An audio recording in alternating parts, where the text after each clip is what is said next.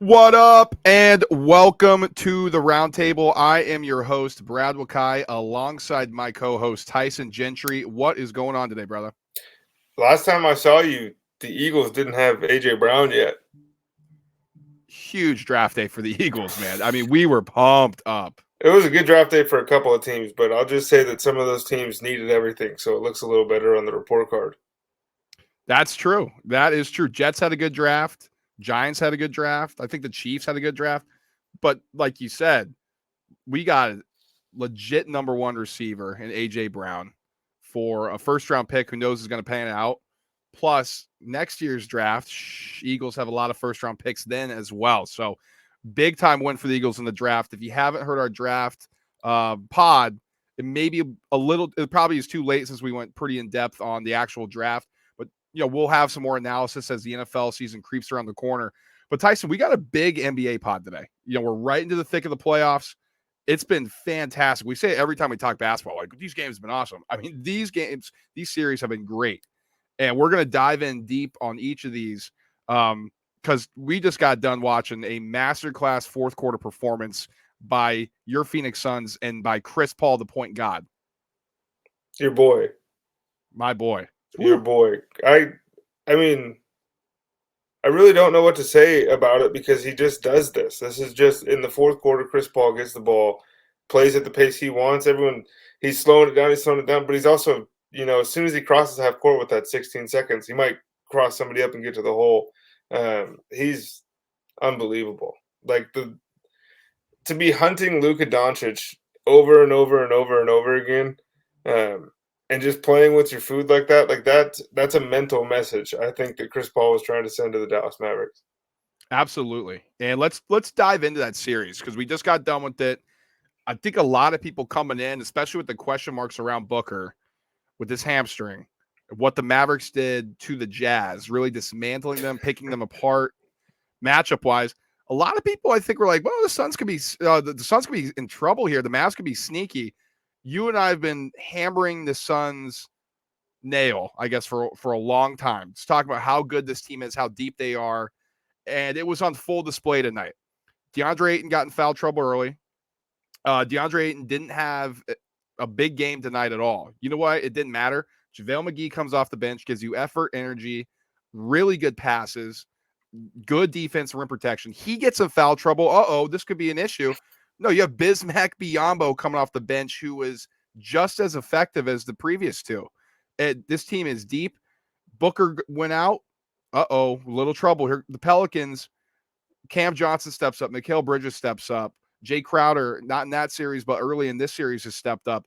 The depth of this team is really what separates them, I think, from any other team in the NBA right now. They are deep at every single position, and they have people from any spot on the floor, from any level on the floor that can beat you. And I do think it's important, quick note there too. JaVale's had a career year, I think, this year in Phoenix. This is the best basketball on the whole that I've seen him play coming off the Olympics. In those minutes when he's in there as a secondary big, he, realistically, and he's done it a handful of times, he can rack up 8 points in 3 minutes just by going in there. And that's invaluable, especially in this series because you're going against like this. JaVale McGee could get 15 to 20 points a game on the starting bigs in Dallas. So when he's playing against their backups, he's coming in and it's free money. And then, you overcommit to him and everybody on the second unit can shoot.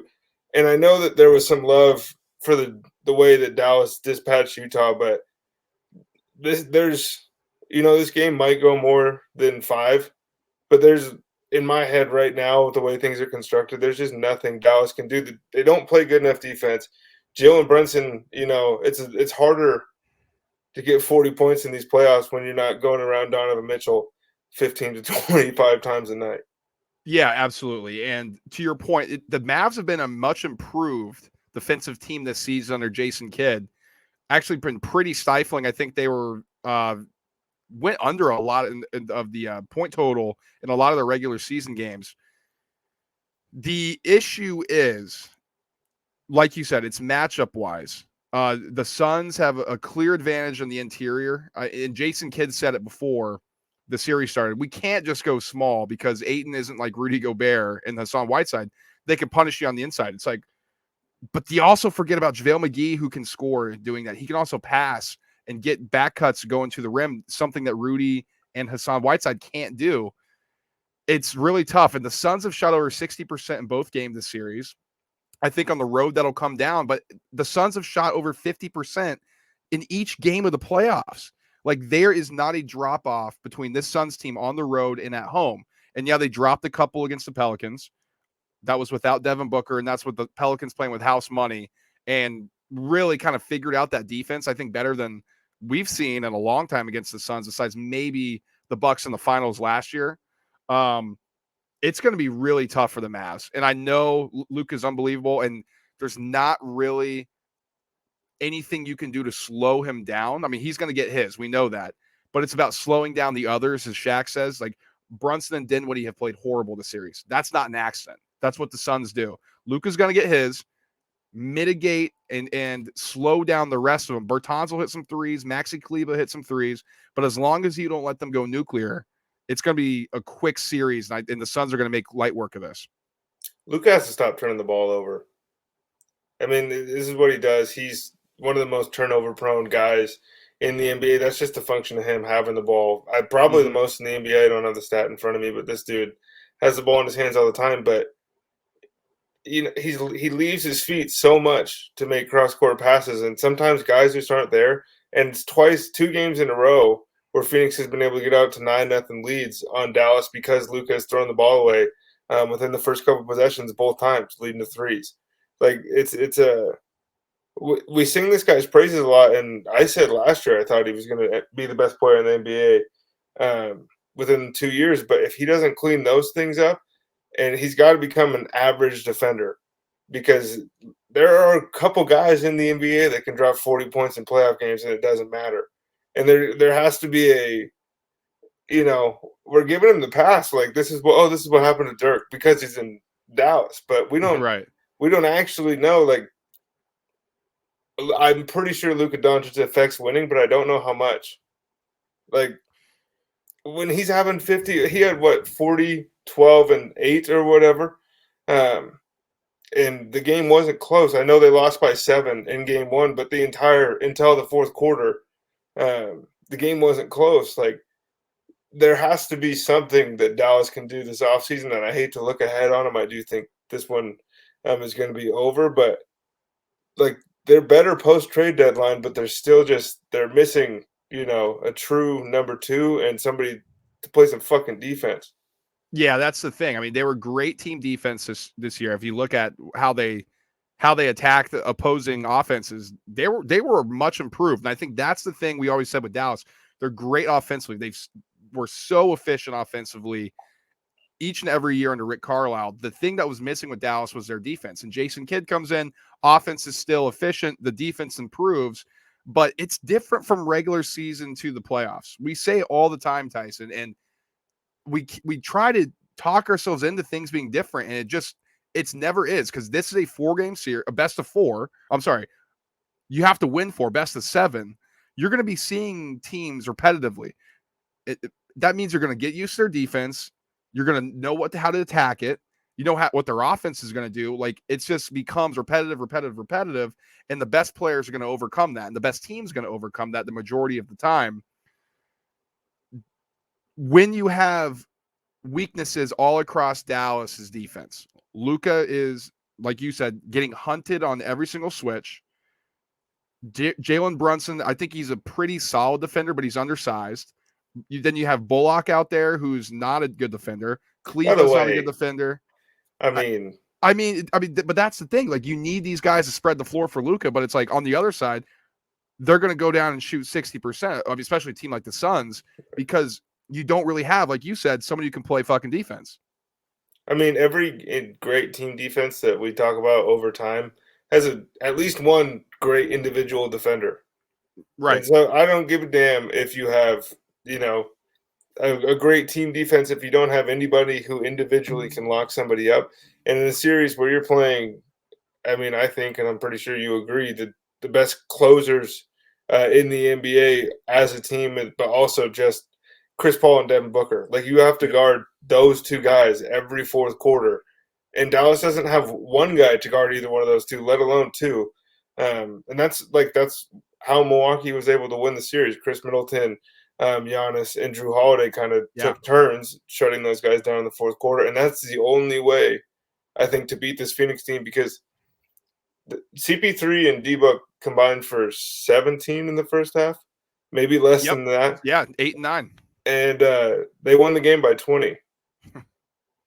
And Dallas was bombing threes. Yeah, it's just steady, and then it's a tidal wave. And if you can't, at least Dallas isn't even bracing themselves is the thing. Like, we know this is going to happen. It's deteriorated both games to the point where Phoenix just manipulates it and does what they want. Dallas came back at the end of game one. It lost by 7. The game was never really that close, and it was like, 60% from 3 in the fourth quarter or something like that. They're in trouble, man. Away. They're in trouble, and we'll keep diving into this real quick before I forget. I want to give some flowers to JaVale McGee, because I was thinking about this when I was watching the game. To go from someone who has been uber talented, and JaVale McGee is young JaVale McGee on the Nuggets and the Wizards, was always that guy. You're like, man, he's really talented, but he's got his head so far up his ass with his antics and with his laziness. This guy's just going to be wasting away his talent. But it's always on Shaq and the Fool, getting made fun of by the old heads. And for him to do a full 180 in his career, where he committed to a system in Golden State, became a true professional, and now and he's somebody who adds minutes and leadership to championship teams. What happened when he left LA? I don't want to say it was all McGee, but man, they've crumbled. I mean, the front line specifically, though, like they opted to bring back guys like Dwight Howard, and like JaVale McGee makes that team. That team with JaVale McGee last year, we might not even see Phoenix past the first round. I mean, this dude's a winner.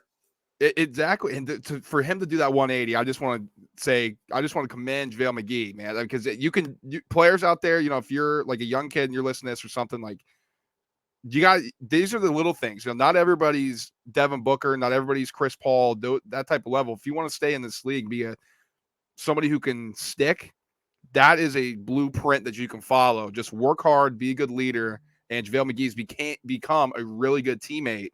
And beforehand, it was not that way. So just wanted to shout out McGee real quick. Looking forward in this series, Tyson, going back to Dallas. I expect Dallas to play better. I expect the role players to shoot better. What are you expecting from the Suns and the Mavericks here as we turn the page and get ready for the series and 2 in Dallas? Well, I think, obviously I'm expecting a better performance from Dallas. I think Luka's been great. Honestly, I know we were just kind of ragging on him, but I think he's doing everything he can on offense for the most part. I mean, he had a huge turnover when it was 99-93 today, trying to go around Cam Johnson. And, he might be hunting for the whistle a little bit too much at times, but that's just how he plays anyways. And, I expect the guys, the role players to play better, just being at home, a function of being comfortable and all that stuff. But I expect the exact same Phoenix 10 team to show up to Dallas that showed up tonight in Phoenix. I mean, 31-9 at home and 31-9 on the road or whatever it was. They were like right down the middle there with their splits. Best road team in the NBA, best road team in like a while. I think so. So, and this is the most important game of the series, obviously, Game 3 here. And I think if Phoenix wins it, we're going to be. We might be talking about back-to-back years where they sweep somebody out of the second round.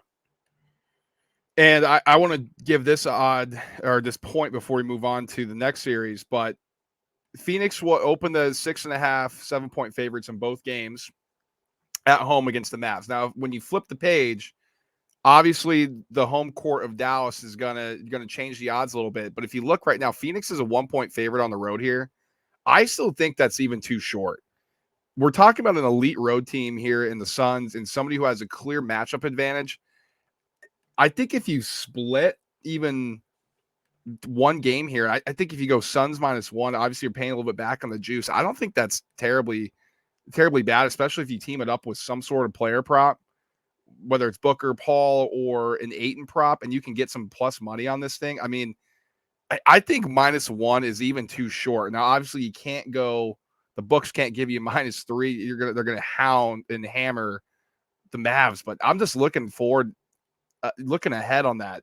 Suns -1 is definitely in play for me, at least in one of these road games. I'm not sure if it's 3 or 4 yet as we get ready for that Dallas series. Well, and one thing I did want to mention here is I don't want, Brad and I told you 2 weeks ago to get in. If you hadn't made your NBA Finals championship bet to get in on Phoenix, well, the odds were slipping because they're back to being the favorites. And if this series is quick, then they're going to shrink even more. Phoenix is +200 to win the NBA championship as we speak now. So yeah, get on them now. I mean, they look good. Booker looks healthy. Hamstring hasn't tightened up, and they're on their way. Okay, Tyson, Grizz Warriors. Now, I have some opinions on this one, and I'm going to go off in the weeds a little bit later in this conversation. But let's start here with Ja Morant. Unbelievable. I mean, just spectacular. Morant mania goes nuclear in game 2, propels the Grizzlies to a 1-1 series tie as we get ready to go to San Francisco as the Warriors get to play at home. Ja spectacular. Other players have not been good. I don't think the Warriors have been particularly good. I think we may be overreacting a little bit, and by we, I mean the public and the talking heads about how deep they think this series is going to go. I don't see it. I think the Warriors are so much better than the Grizzlies, especially in the playoff format, that I think we're talking about 2 wins in Golden State. It's a 3-1 series, and you can name the game when Golden State's going to show out and close them out. Grizzlies have played so immature in this one. It looks like they still think they're playing the Timberwolves, man. Like, you're not playing them anymore. And let's be honest, if the Timberwolves had half a brain, they'd be the ones playing the Warriors right now. Like, the Grizzlies, there's some questions I have about them right now. I know that Ja just dropped 47, and first of all, I do want to say, when he crossed half court yesterday with, like, I don't know, there's 12 seconds left maybe, and he just went. It was like, what are you doing? And we got 2 feet in the paint and made the shot. I mean, that guy, he is special. But he had to drop 47 at home for them to avoid being down 2-0 as the 2 seed. Like that, and at home. But because he made that shot, the conversation is like, oh, this is going to be a 6-7 game series. It's going to be Right. Titans and blah, blah, blah, blah, blah. He was, a bad roll away from being down 2-0 and looking in the mirror like, I don't know what else I can do. I just dropped 45 points in these guys. Golden State looks real confident, and I haven't seen Golden State look this confident. And I agree with you. I don't think they're playing, particularly well either. I do think it's interesting to me to see Golden State kind of get caught up in some of the immature stuff going on.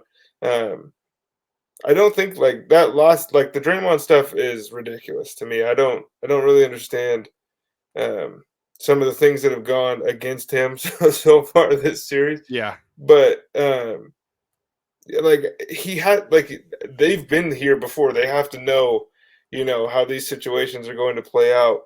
And it's funny to watch Memphis, they've been this Suedo bully in the NBA all season long. They have this attitude, and we knew eventually whether it was Golden State or Phoenix, they were going to get punched in the mouth, and it was going to be a rude awakening. And I think that's kind of what we're seeing because, like, what Dylan Brooks got 3 minutes yesterday. Yeah, and then tossed. It's, Gary Payton broke his elbow. That's actually like a huge deal, I think. But yeah, it's getting chippy. It's fun. Yeah, it's fun. And that's what we expected. And here's the other thing too. We've been saying all along, okay, Memphis is fun. Memphis is really awesome. We love Ja. This is a great story. They're not legit contenders. And people, what do you mean? They're the 2 seed. Look at their record. How many times do you have to beat this horse to death? Like that regular season is different from postseason. And you hear Steve Kerr after the game when they were a little struggling to close out the Nuggets a little bit. Man, we forgot what it's like to close out teams. We haven't been here in a while. Well, Memphis just did it for the first time against the Wolves, which they shouldn't have. They should have lost that series. And now the Golden State's got their swagger back a little bit. You're telling me it took Herculean effort from Ja Morant to win that game when Steph Curry and Klay Thompson, the Splash Bros, combined for 5 for 23 from 3-point line. Oh, let's throw Andrew Wiggins in there, who was 1 for 7 as well. That's not happening again the rest of the series. Like, it won't. And then you go back home where they're going to be comfortable. I mean, Otto Porter is going to be more comfortable. Jordan Poole is going to be more comfortable. I mean, he shot 1 for 6 from 3. Let me just throw that in there. I mean, they shot 7 for 38 from 3. We're close to winning the game. The Grizzlies lost with Draymond Green getting ejected for a half in the first game. I don't even think this is competitive. We're box score watching. We're not really quite understanding, I think, what the hurting that the Warriors going to put on the Grizzlies the next 2 games. And the other thing is Taylor Jenkins, come on, like, you have to step up. And I know he had and it's his first time. So I want to say this lightly and not like I'm criticizing like a Popovich or a Doc Rivers, which I'll do next. But this is Taylor Jenkins' first time here, so I understand. You got to ease into it, like as every coach does in the NBA. There's steps to it, even for coaches, not just players. But to sit there and allow your team to just chuck threes and not attack the basket is malpractice as a head coach. And it's not like I'm asking the Golden State Warriors or a team who lives on the perimeter and that's kind of their identity to do something like attack the paint. The Grizzlies led the NBA in points in the paint. That's their identity. He's just allowing it to happen for 2 games in a row. You have to tell your team to just attack and attack. And maybe he is, and maybe the players just aren't listening or they're doing their own thing. But then that falls on coaching as well. Like, you got to design plays to get into the rim. You got to tell, pick and roll, back cuts, some sort of action where it forces them to end up in the paint. I'm watching those games and I just couldn't believe it. No Steven Adams. I get on the defensive end. He may probably get put into a blender by the 3 guards, but you're getting out rebounded by Golden State, and they're small too. Like, he's got to figure something out with this team. Or like I said, this is going to be over, I think, quicker than a lot of people think. Feels like the moment's too big for everybody besides Ja Morant, right? In Memphis. I mean, I'm thinking if I'm going to be betting on Game 3, I'm going like big, like Golden State 20 plus. I think is going to be close to the spread. I mean, you're getting emotional and getting in, all these little altercations at home. Right, you haven't been to Oracle when it's rocking. When Steph has 35 in the first half, Klay has 6 for 6 from behind the arc, and Draymond's barking at everybody. This, like, if Taylor Jenkins can't figure out rotations and stuff like that going in to the series and through the first couple games, and then you're going to go play like that on the road, it has potential to get really, really ugly. And we've seen Golden State. The comeback in Game 1 was. I expect a heavy dose of that throughout the first half, that style of offense, because that's how they're going to beat them, and I don't think there's anything Memphis can do about it. Dylan Brooks, we got to talk about it. I don't think it was a dirty foul, or let me put it this way. I don't think he was trying to hurt Gary Payton. I think he was trying to foul him hard. I agree with Steve Kerr in the fact that that's rule 1. In today's NBA, you can't hit somebody when they're in the air, especially winding up and hitting them in the head like that. Because, I mean, we see it so many times, like the 80s and 90s, we lament it all the time. People are airborne and you fucking undercut them. And we're like, man, that was tough basketball. And we're like, woo, man, if only it was like that. And we see that today. We're like, God, lock up Dylan Brooks and throw the key away. And it's like, okay, there's some sort of middle ground here. And I think, should he been ejected? Absolutely. I mean, that you can't do that. And that's one of these things. That's a flagrant 2. That's what the rule is there for when you sit him down, like, okay, you're done for the game. He wasn't trying to hurt Gary Payton. It's unfortunate that he broke his elbow. Apparently he's got a little ligament damage too. So I think he's probably done for the playoffs. But it's just one of those things in sports. Injuries happen and you try to limit that by not doing the shit that Dylan Brooks did. but I don't think that Dillon Brooks is a bad guy for fouling Gary Payton hard. It's just unfortunate, and that's kind of my thoughts on that, Tyson. I don't know if I actually haven't asked you about this. So I don't know if you have a different perspective. I don't think Dillon Brooks is a bad guy for doing it, but like if you know and I know, like even us, if we're like at the rec and we're playing basketball, that we're fighting. If that happened, like we're not being paid millions of dollars. This is rule Right. one stuff. Like he might not be a bad guy, but he's an asshole. And like you know what you're doing when you do something like that, like you know the risk that you're taking. And so to say like there's no intention, there absolutely is. Because like you the I know it happens in a blink of an eye, but like you know that all the thought goes through your head like every time, and you know not to do it, right? And you can control that. This is a professional athlete that we're talking about. I mean, I'm not gonna like condemn it because it's playoff basketball and like it just is what it is. But I don't want to give this guy a pass. I mean, as far as like that to me, like that really is like rule one. Like you don't like that's really scary stuff there. We're talking Gary Payton falling on his neck, and we have a whole different story. Put a bow on this. Golden State and Memphis play Saturday. Golden State are 6.5 point favorites. Yeah, I'm 20. gonna be taking some Golden State action there. There's no doubt in my mind. Okay, it's time, Tyson's Heat Sixers. Heat are up 2-0. No Joel Embiid, as we know. James Harden, we'll get into that conversation. But before we go Sixers angle, I do want to talk about the Heat first. Dave impressed me in just how deep this bench is. And I know I just said the Suns are the deepest team. The bench points is what is impressive to me by this Heat team. And I talked about the Suns with their depth is they just have the same prototype of player that they're wave after wave at. I think that's depth to me. The Heat's bench, though, just the way they can score and just the different looks that they can provide on the offensive end, that's impressive to me. I mean, obviously, Hero's going to get you 20, 25 off the bench. That's a good chunk of it.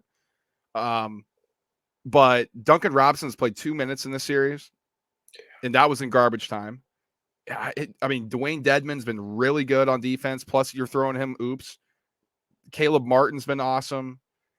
It's impressive what this team's doing, and through all playoffs. I mean, stifled Atlanta Hawks offense. I mean, really out physicaled them, really showed them what playoff basketball is about. And then now into the Sixers game, it could have been easy for them to cruise. Oh, no Joel Embiid.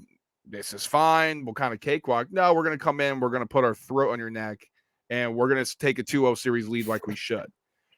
I've been impressed by the Heat, and I think both you and I, are they really number one seed? Who are we looking at? We're looking at the Bucks. You know, if the Nets ever figure it out, the Celtics are really good. Heat, they're kind of on that second tier. They're coming for it. They look ready. I've been on the Heat all year, brother. I've been on the Heat all year. I don't think they can win an NBA championship. I still don't believe that. I mean, I actually don't know if they're doing enough against Philadelphia right now. They're just better. They to me, I think they were probably going to win this series with even if they were playing a healthy Joel Embiid. But Joel just gives you, if the Heat win 9 times out of 10. Then it's because 1 time out of 10 Joel Embiid had 40 and 20 4 times in a row. That's just how it goes. But like they're doing what they're supposed to do, which I think is a good sign if you're Eric Spoelstra and if you're the Heat. And yes, the bench guys and the role players are playing well, but they've been playing well all year long, and they're not scared of the moment. But this isn't, exactly the most stressful situation for them to be in right now at the time either. We still haven't seen the Heat's kind of feet put to the fire, so to speak. I guess that was, accidentally too many puns in there. But like they haven't had a sweat all playoffs. To this point, they've kind of like you you said it would be easy for them to just cruise, and I know they're playing hard, but they haven't been tested, hardly at all to the first 6, 7 games of their playoffs here. Yeah, that's a good point. That's a good point. And how much is that? Because how well the Heat have played, how much is that is the competition? There's some give and take there for sure. Sixers wise, I'm gonna start here. James Harden, he's done, man. I mean, when the team needs you the most, and this is what you've given them, and then you have some crap like, well, they're doubling me, and I'm going to play the game. Yeah, can you believe that shit? What are you talking about? What are you talking about? We're talking about the same guy like 6 years ago in Houston would just want to jack threes. Like, this was like 4 years now you want to play the game the right way. Like, give me a break. Yeah, no, he wants to play the game the right way because he can't play the game the way he did. And that's what's fucked up. And part of it is because I don't think he wants to play the game the way that he did. I think James Harden kind of likes dribble, pass. I don't have to exert any energy here. You're already not expecting much of me on the defensive end. Like, I can lead the break and I like to facilitate, but like the dude forgot how to shoot. I've never seen an offensive guy like him, just fall off as fast as he has. And I mean, if you're Philadelphia, like everybody in there besides Daryl Morey, like they're looking at that dude like, what the fuck have you gotten us into? Yeah, 100%. And now he's going to be on the hook because they're going to lose his series because we don't even know if Joel Embiid's going to be healthy for game 3. I think he's going to play because it's JoJo. Like, he's going to be like, nah, we're playing. But he's going to be on the hook for $230 million. He's not better than Tobias Harris right now. Like, the best player on the floor is Maxey. Well, Maxey's been the best player on the floor, then Harris, then James Harden. You're going to pay that. You can't pay him $230 million. Like, you just can't. Like, I don't care if you trade. Like, looking. Okay, Ben Simmons getting another back surgery. Whatever. Take him off the table. It sucks to lose Seth Curry in that trade. At least he got Simmons out because that's just dysfunctional. Like, that was never going to work. You got to just let James Harden walk. Like, you got to look at it like, hey, we got him for half a year and we got rid of Ben Simmons. Like, that's a win for us. Let him walk and go get somebody else with that money. 2 people, 3 people. I don't care. Somebody on this team needs to be tough. Somebody on this team needs to have some give a shit, or else Philly's going to fucking burn that place to the ground. Like, they're not going to put up with this team. And I'm watching the game just so no heart. They don't want to rebound. They don't want to defend. How can you be successful in the city of Philadelphia when that's your moxie? Like, that's your ethos. What soft team has ever worked in the city of Philadelphia? It hasn't. Like, there needs to, and the thing that worries me as a Sixers fan is Daryl Morey's in charge, and we know, and I like Daryl Morey. I think he's really smart. I think he's a good guy. But one thing we know is his teams are not tough. And now he's in charge of a city who's hungry and thirsty for toughness, people who care, people who like break their back for the city and to represent the city. And now just at the time, there's a tipping point where Philly can say, this team isn't it. We can go one direction where we can be tough and get tough, or we can go another and give this guy who's fat, lazy, and doesn't care $230 million. And that's who we're tied to for the next 5 years. I have a feeling Daryl Morey's going to go with fat and lazy. And that's going to be really, really ugly in the city of Philadelphia. I mean, the Sixers have been doomed to this path since Doc Rivers has kept his job. He might not be fat, but you want an overpaid, overrated, lazy person in your building, and he's coaching an overpaid, lazy. I mean, this dude has the like. I don't want to like attack him personally, but I've never seen a bigger gap between the way somebody thinks about themselves and their actual performance in their field. Would you ask? And how about the way he's talked about? Like, how and the way we talked about him? Well, it's Doc Rivers. I know he sucks. Yeah, like it is Doc Rivers. He's fucking terrible. The guy won one title with the 3 future Hall of Famers before other people were doing that.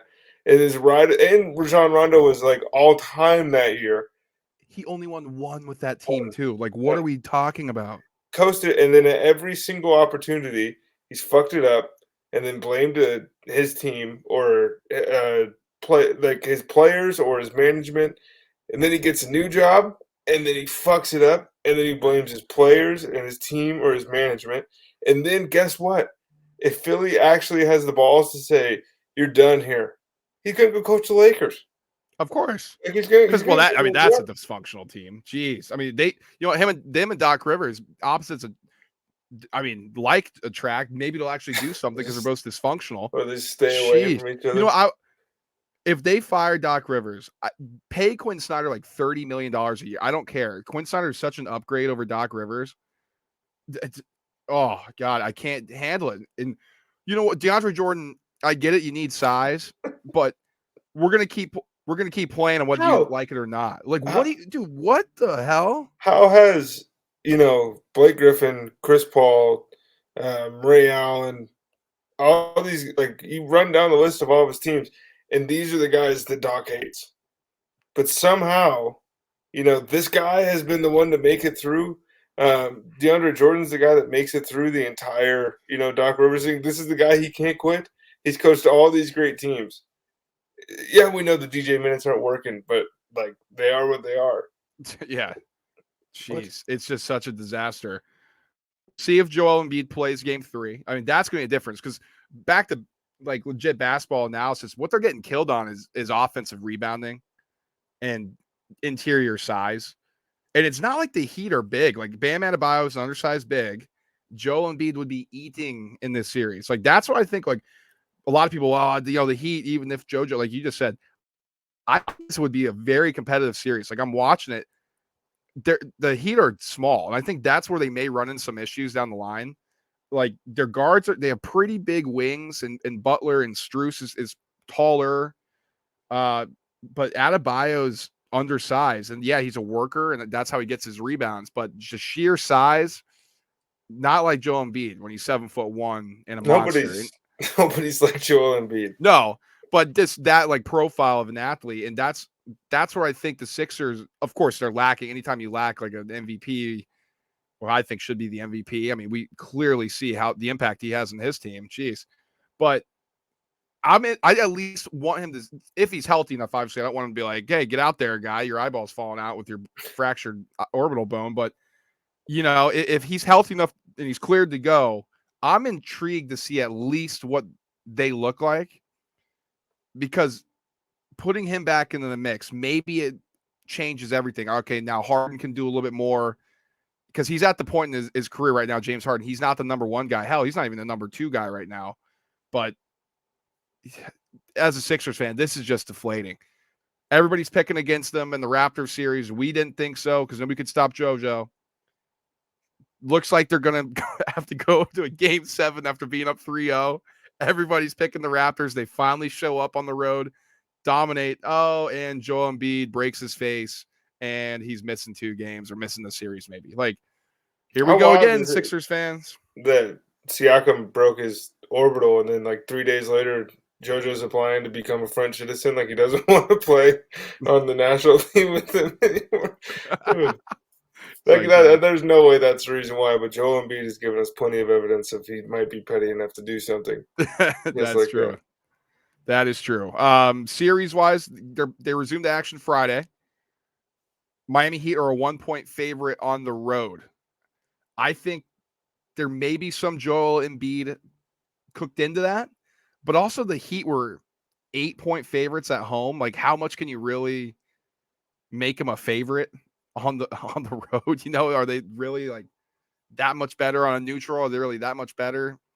Maybe, but I think there's some Joel Embiid cooked into this number. I'm curious to see if he gets confirmed in. Of course, we don't really know if this line moves towards the Sixers, maybe ticks up to maybe like a 1.2 point favorite. But as of now, the Heat are a 1-point favorite. Tyson, do you have early thoughts on that?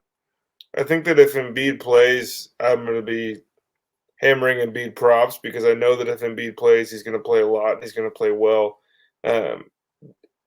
He's had his fair share of limit restrictions in his NBA career, and they never really stuck anyways. After a while when he just decided, I'm playing. And I think now he's at a point in his career. So if he's playing, I'll be on the JoJo stuff. But if he's not, I'm taking the Heat. Fair enough, Tyson. You're dead to me. No, I'm kidding. It's business, baby. All right, Celtics-Bucks. Now, before the show, when we're doing a rundown, it feels like this has almost been pushed to the back a little bit because of the performances by Luka and the Suns erupting. The mantling of the 76ers, that's always a talking point with Harden and Doc, and then obviously Morant Mania and what I think a lot of people think is going to be a good series with the Grizz and Warriors. Celtics-Bucks, I think this one might be the best series. And the first two games weren't close, but it's kind of got that feel of that Cavs-Warriors where literally all 6 games were blowouts until game 7, and it was incredible. And Kyrie hit the shot, LeBron had the block. We're like, what a great series. We're like, well, the series actually kind of sucked, but it was a good ending. It's Milwaukee. Bucks stole game 1 on the road. Looked all bit of the NBA champion they are, even without Middleton. Giannis was dominant. You know, their defense was stifling, forced the Celtics to shoot threes and opportunities. And when they went to the inside, they couldn't score. Game 2, completely different story. Celtics bombed it from 3. They were decisive with their movement. Their defense, even without Marcus Smart, really made it tough on Giannis and crew. Where do you go with this series now? Because it feels like the Bucks, you know, they're going to crank it up at home, but it's also like, man, if the Celtics are going to be given those threes, they might do what they did in game 2 at least one time on the road in Milwaukee. My early thoughts on this series is that the Bucks don't have enough wing depth. You know, obviously Middleton going out hurts a ton, but they got rid of Dante DiVincenzo and basically replaced it with Serge Ibaka bench minutes, and he's played what, like 2 minutes, 12 minutes in this whole series. Like, this is like, that's the biggest issue to me. I mean, Giannis is Superman. Giannis is the guy that's going to be, you know, the biggest obstacle to overcome, because we talk about role players at home. This dude, when he's at home in the playoffs, it's like you're cooked. He's going for 30, 12, and 12, and there's nothing you can do about it. But like, if Jaylen Brown is going to have 25 points in the first half, or Jason Tatum is going to finish the game with 30 points, how much does it really matter? Because, like, the lack of depth in Milwaukee is really starting to catch up to him. I mean, they let PJ Tucker walk, thought they could replace him. I mean, a little bit, haven't really been able to replace, you know, some of the things he gives you. I'm sure they'd love to have him right now. Chris Middleton being out is a huge deal. And then, like I said, it's just kind of, with everybody else they can throw at you at that position. I know especially defensively, right? And we love some. That's what I was going to say. We love some of the things those guys can do on offense. But like, if Boston's going to shoot that way and kind of extend the defense, and you can't have Giannis just hanging out around the hoop, and if you're going to play drop coverage, these two are going to be able to eat. So I think the Bucks, you know, are going to win the game 3 at home. But I don't know, you know, they're going to have to get lucky, have a couple good bounces go their way to win this whole series. That's what I think too. Just watching it, and I think in game 1, because everybody was like, wow, the Celtics without Middleton, man, they should take care of business here. You know, I know they're defending champs. And then game 1 happened. We're like, whoa, the Bucks, we forgot how good they are. Sheesh. Okay, Bucks are ready again, baby. This is playoff Bucks time in it. Celtics do that in game 2. Pendulum swings the other way. Oh, Celtics, yeah, they're pretty good. I'm curious to see how the Bucks look at home. I think that's a huge thing because they did their job. They stole one on the road. Now it's up to the Celtics to go win one in Milwaukee to even the series and make it a best of 3. Because that's playoff basketball. I expect the Bucks to play really good in game 3. Connaughton's going to play good. Grayson Allen's going to shoot well. Wes Matthews is going to shoot well. They're at home. That's what role players do. I think Drew Holiday needs to step up a bit. We don't really know the health of Marcus Smart. Them playing on Saturday really helps with that quad injury. Gives him more time to recover. But like you said, the equalizer is Giannis. Like, he wasn't getting calls that we're accustomed to him getting in Boston. I think he's going to get a more favorable whistle at home. I think he's going to shoot a lot of free throws. And it's really up to the Celtics to not fall in love with that 3-point line, because the Bucks want you to shoot threes. they kind of grate that little shell and force you to just sit around that perimeter and make you fall in love with the 3-point line. And yes, they can do it. We just saw it in game 2. Is that really what you want to get into, though, is trying to beat the Bucks while they're going down and scoring twos, and Giannis is dunking on you, doing Euro steps, crazy stuff to make your defense collapse? Then you have their 3-point shooters hitting wide open threes while you're on the other end trying to jack threes over, basically playing into the hands of the Bucks defense. I don't know if that's what the Celtics want to do. I think they have to figure out a way to penetrate and score at the rim over Lopez and Giannis. They haven't quite done it yet. And in game 2, they did a good job of being able to kick, swing, and get those open looks. But be careful if I'm them just falling in love with that 3-point ball. Yeah, I think that's going to be huge. And I mean, experience is the best teacher. And I know that, like, the Celtics 3 years ago or whatever went to the Eastern Conference Finals.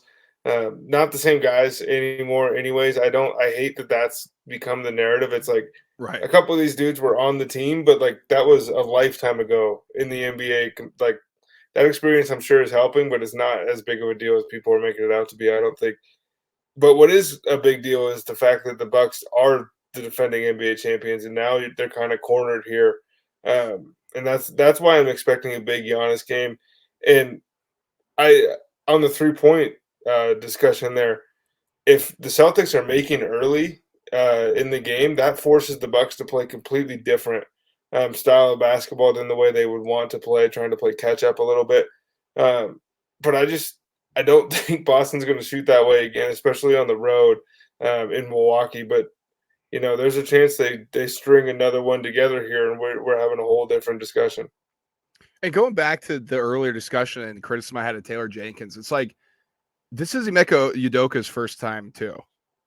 And the adjustment he made from game 1 to 2 was great. And the in-game adjustment that he's made throughout the playoffs has been great. Yeah. It's been awesome. So that's, I think, why we as fans and we as viewers and we as analysts can be critical of these coaches. It's like we're watching Taylor Jenkins and we're saying, if we're watching it and saying, dude, you got to attack the paint, you got to tell your guys to attack the paint. How is nobody on that coaching staff telling you to attack the paint? How are you guys not seeing it or making adjustments? And with Doc Rivers, that we were just criticizing, like, how are you not drawing anything up to help your offense against this Heat defense? Like, it's nothing. You're stagnant. They're standing around. You're letting James Harden dribble. Then you're jacking up a 3. It's like, come on, man. Be a coach. Help them out. And then on the other side, we're getting Monty Williams. I mean, we know how good of a coach he is. Designing perfect plays. It's easy when you have Chris Paul and Booker, sure.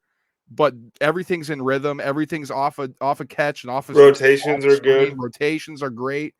And then Udoka, the adjustments in game has just been spectacular. So I've been really impressed with him. I've been impressed with the Celtics so far in this playoffs. I don't know how you couldn't be. Jason Tatum's taking the next step. This is going to be a dogfight. I mean, what is Jason Tatum's next step? Superstar. I think he's a star right now. Next step for him is top 5 in the league. Top 5. Okay, that's where I was going to draw the line, because he was already. I mean, I was hearing that after they beat the Nets, and it was like, has Jason Tatum, made the leap? And I was like, he's been like this good. We just haven't seen him beat KD before. Right, but he's been a star, right? But right, if he beats Giannis, goes off, woo, okay, we have a different conversation. Plus, he's still like 17. Yeah, he's 20. Dude, he's like 6 months older than Kenny Pickett. He's 24.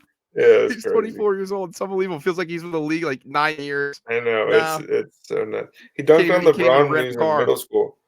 Yeah, dude, he can't even rent a car.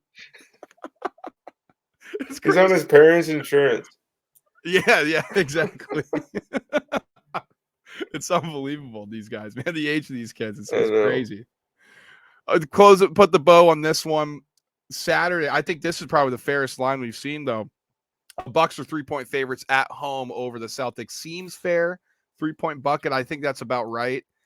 I think we're pretty torn. Money line is Bucks minus 148. That seems short on a money line. I'm surprised it's not closer to 180. I don't really know the odds like that, but 148 seems reasonable for that price. So I'm excited for that game.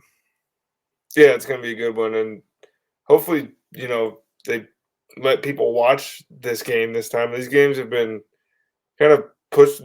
These games haven't been promoted hardly at all in It's comparison. We're crazy. getting every TNT commercial is about the Wu-Tang documentary or Yeah, whatever coming out. It's like, come on, there's other NBA playoff game. How many times are going to see this? I know. It's unbelievable. All right, that's going to wrap it up for our NBA discussion, but don't go anywhere. Tyson and I are going to talk about UFC 274 happening Saturday. We know Tyson's a UFC guy, the moneymaker, and we're going to finish with money making time, giving out bets, not just for the UFC this weekend, not just Kentucky Derby. Come on, baby. We got to get a little horse racing action in. You know us. But also, I'm going to some hockey bets, a little puck action I think we're going to roll with. Let's dive in right now. 274, Tyson. A big card. 2 title fights happening. Rose Namajunas defending hers against Carla Esparza. And your boy, Charles Oliveira taking on Justin Gaethje in another title fight. This is a huge card, Tyson. Why don't you break it down for our audience before we start giving out some picks? Yeah, man. I mean, this one's going to be fun too. This is Justin Gaethje and Chucky Olive, Charles Oliveira, just two like if this fight goes 25 minutes, I mean something went wrong because these guys go at it in there. Like you got Michael Chandler and Tony Ferguson; those guys are going to be looking for the finish. Rose Namajunas, Carla Esparza. Rose is trying to get her W back from Carla. I think it was like tough season 20 or whatever when they fought. We got 2 retirement fights here on the card. We got Cowboy Cerrone versus Joe Lozon. They both might be done after this one. We got Shogun Hua versus Oven St. Preux. And that's the exact kind of fight that should be on this card, those two, because it's like low impact kind of builds you up, or low the impact on their standing in the sport. Like these guys are just they're going to be little tune-up fights. Everybody, you're getting ready, you turn it on, and it's just a couple of guys going out, trying to go out on their shield. I think the UFC did a good job putting this card together. Yeah, I'm excited. I saw it, and obviously, Charles Oliveira. You've turned me on to him, and beating my guy, Poirier. So I'm like, yeah, I like Charles Oliveira. I actually like both of them. I don't really care who won. I was rooting for Poirier, but he's American. But Oliveira's sick. Like he's just awesome. And so I was excited for this fight because I thought it was gonna be great. And then I see the rest of the card. I'm like, oh my god, I know what I'm doing Saturday night. Yeah, and I mean, what we're doing on Saturday Night Brass, we're gonna make some money. So we got, I'm starting it off. I have bet on Rose Namajunas every time. For every single UFC fight, the betting has been legal in my state. I bet on Rose Namajunas. Going to continue to do it here. Thug Rose, man, like this, she is the best in the world. I think there's a handful of really, really good fights out there for her. I don't know if this is one at the moment. I think Rose is just going to maintain distance. Keep Carla at bay because Carla wants to be a pit bull and she wants to get in there and really mix it up. And Rose is just so great at keeping distance. And eventually, I think that high kick lands, or she just jabs her for 25 minutes to win that fight. You like her straight up money line -220? Yeah, I'm going with that one for the Rose fight. I'm gonna go kind of quick on the retirement fights here. I think Donald Cerrone beats Joe Lozon. That fight is going to be awesome. I mean, if you could bet on fight of the night, that might be. I know that Oliveira and Gaethje would be the popular one, but I think Cowboy makes it out, and then I think Shogun gets it done. Really? I think he gets it done, man. I think there's a chance for some old school BJJ ground and pound here to start us off, throwback to the Pride days. And then Wow. my boy is Tony Ferguson, one of my favorite fighters of all time. Tony looks really good in interviews this week. Tony looks focused. Tony looks like he's back to being, Tony Ferguson. But I I think they're trying to send him to slaughter here with Michael Chandler. Oh And man. I think that's what we're looking at here. I think Michael Chandler gets a finish. I think that's a knockout there. And then I think Charles Oliveira is going to submit Justin Gaethje. Justin Gaethje doesn't fear anybody. He doesn't fear anything. And that's going to be a problem for him because you can't knock out Charles Oliveira. We've seen that time and time again. I know it only takes one. It only takes one. I'm going to, until it happens, I'm going to believe this guy is made out of steel because this dude, the most submissions in the history of the UFC. He's on the longest winning streak in the history of the lightweight division. He's killing everybody. He's been in close fights. He gets dropped a lot, and then somebody jumps on him, and you're getting choked. And that's how I predict this one to go. I think he wins by armbar. If you want to get real specific, Wow. I got Charles Oliveira. Charles Oliveira submission. Let me see though. I looked at it earlier because he's minus 188 to win. Method of victory here on FanDuel. Charles Oliveira by submission plus 135. Ooh, okay. Get a little juice on that. I like that. We haven't seen him submit somebody in a while, have we? He got dusted. Okay. And then that's right. He did. That's right. He knocked out Michael Chandler. I mean, this dude, this dude, and then Gaethje and Chandler went and they had a great fight too. But like, Charles Oliveira is like, for some reason, Justin Gaethje's nicknamed the human highlight reel, the most violent man in the sport. Charles Oliveira does all those things too. He just doesn't speak English. I like Rose. That's my girl. I had her when she beat when she won back the belt. Wiley Jane. Yeah, I had her and I've ridden her ever since.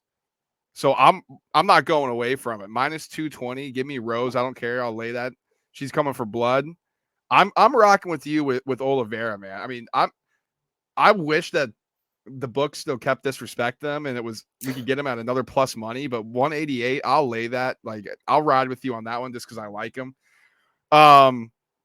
You went with who at plus 205? Shit, Tyson. Okay, man, I'll ride that as well.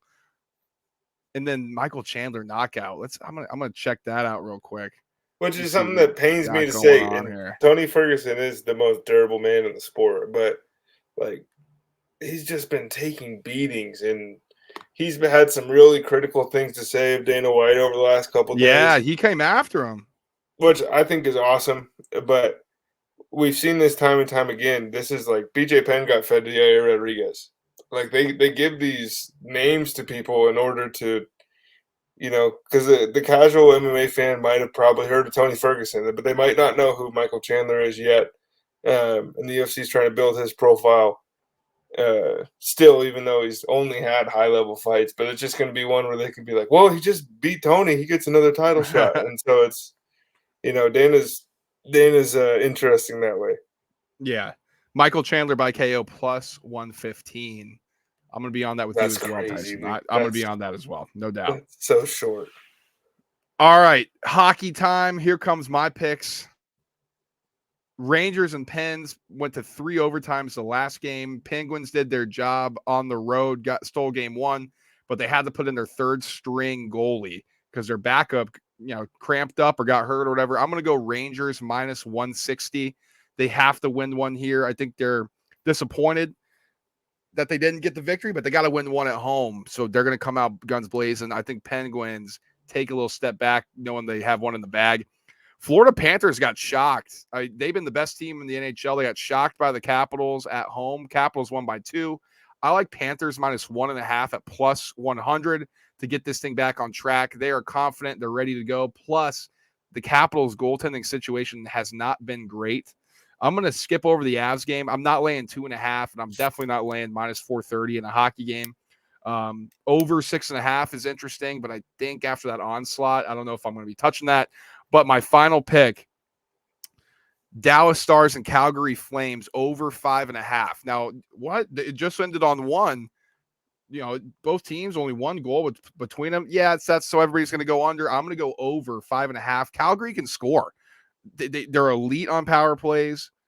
Dallas, they can score when needed. I think they can get a couple, and Calgary maybe put in 4 here. 4-2, that's your over. I like that. So I'm going to go Rangers money line at minus 160, Panthers minus 1.5 goals at plus 100, and then Dallas Stars Calgary Flames over 5.5 goals happening Thursday on Cinco de Mayo. All I heard from that is to fade you and take the under in every single one of these games. Oh man. Playoff hockey, man. It's back. I It's been know. good. It's It's the been best. fun. My issue is like I really enjoy playoff hockey, but during the actual hockey season, I don't watch very much. Me either. We're Um, NBA and guys. then, But but then I form these opinions on these teams, uh, and I don't have enough data to go be placing these bets. I mean, I don't have the conviction that you do. I mean, you watch more than I do, but I can't I can't sit here and be like, well, I mean, they're a good. Like I don't know. let's close with this, Tyson, before we get out of here. Kentucky Derby, the 148th Kentucky Derby happening Saturday. I'm excited for this race. All the experts, all the horse junkies, they're saying this is going to be a really strong field. Right now, Zandon 3-1. They drew pretty good at the 10. Epicenter's been a good horse. He actually led the qualifying. You have any thoughts on this, Tyson? Are you going to be betting the Derby at all? I got no official picks here. I haven't done any research on this yet. Um, kind of been lost in my own world. I didn't even realize it was like May 4th today or May 5th. Geez Louise, I guess we're up late. But yeah, I didn't even realize it was on Saturday until earlier today. It's going to be fun. It's going to be fun. I think it's going to be sloppy now. The rain's been coming down. We'll see how it looks Kentucky Oaks wise. I'll just give out some long shots, some horses that are pretty good. Taba, I'm 12-1. I like him. A lot of people like him. Apparently, he's really fast. California horse. Same with Messier, sitting at the 6 post, 8-1 odds. Some long shots, 30-1s. Tawny Port could be a dark horse. Same with Tiz the Bomb at the 9, right in the middle, not bad. And then Epicenter, like I mentioned, the 3-pole at 7-2 odds. We'll see what he can do out of there. He's got to get out ahead. But those are the horses I'm taking a look at. And obviously Zandon 3-1. I don't know if you can really lay. That's not long enough odds. I don't think in this race. I know he's right in the middle. I don't know if you can lay that with him, but we'll see how everything looks Saturday. I'm going to be consuming some mint juleps, Tyson. I'm telling you right now, I'm going to be consuming them. I can't wait. Can't wait. Well, we appreciate you guys listening as always. Like, subscribe, share the podcast. We really appreciate the support. Contact us with any questions you have. Are we batshit crazy? You know, what do you have opinions on anything? If you have a question, like always, we'll answer it on the podcast. So follow us, contact us on Instagram @_the roundtable pod _ clips on TikTok @_ the roundtable pod _ or follow us on the old school Twitter machine @TRT _ pod. It's been a pleasure, Tyson. Thank you all for listening. And as always, guys, peace.